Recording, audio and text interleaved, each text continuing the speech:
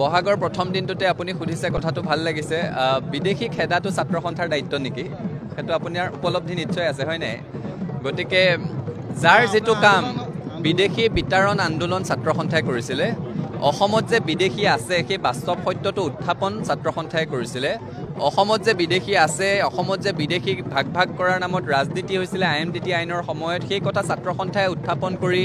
আদালতত গোচৰ ৰুজু কৰি সেইখিনি সময়ত ছাত্ৰ সন্থাৰ এগৰাকী প্ৰাক্তন বিষয়ববীয়াই আইএমডিটি বাতিল কৰিছিলে কা বিৰোধী আন্দোলন হ'ল বিদেশীৰ নামত ধৰ্মৰ ভাগ কৰা হ'ল এতিয়াও ছাত্ৰ সন্থাই আমি আদালতৰ মজিয়াত যুঁজি আছো গতিকে বিদেশী হেডা কামটো যদি ছাত্ৰ সন্থাক কোনোবাই জাপি দিবলৈ বিচাৰে কোনোবাই যদি ক'ব বিচাৰে যে বিদেশী ছাত্ৰ সন্থাই খেদিব লাগিছিল তেতিয়াহ'লে তেওঁলোকে চৰকাৰক নিজৰ দায়িত্বৰ পৰা খুব প্ৰকাৰান্তৰে সৈতে হাত হাৰাই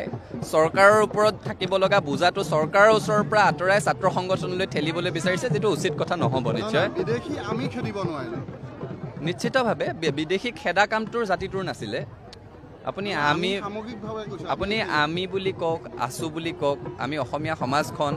আমি খুব বলিষ্ঠভাৱে যুক্তি সহকাৰে ৰাইজক দেখুৱাই দিছিলোঁ যে অসমত বিদেশী আছে ৰাইজ পতিয়ন গৈছিলে ৰজাঘৰৰ ওচৰত আমি দাবী উত্থাপন কৰিছিলোঁ অসম চৰকাৰ কেন্দ্ৰীয় চৰকাৰ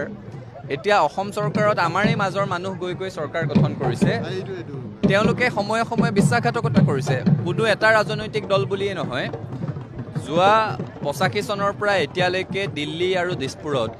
Congress AGP BJP left party সকলোৱে মিলি জুলি সন্মিলিত চৰকাৰ বহুবাৰ চলালে প্ৰত্যেকেই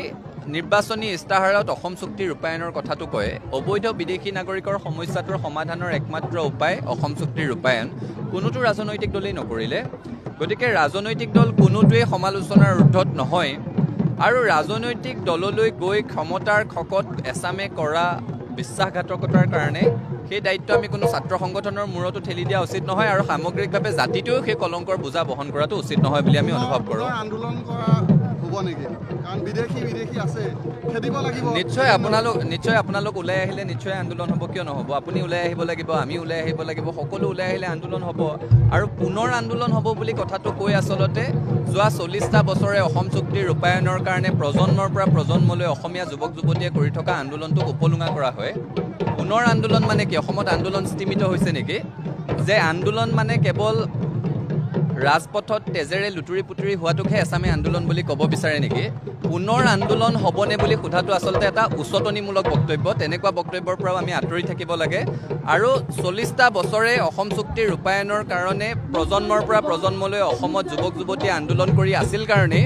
40টা বছৰৰ পিছতো অসম চুক্তিৰ 6 নং দফা প্ৰাসংগিক হৈ আছে 40টা বছৰৰ পিছতো আমি কথা পাতি আছো যে অসম চুক্তিৰ 6 নং দফাৰ জৰিয়তে অসমীয়া মানুহক সাংবিধানিক সুৰক্ষা কৱচ প্ৰদান কৰিব লাগে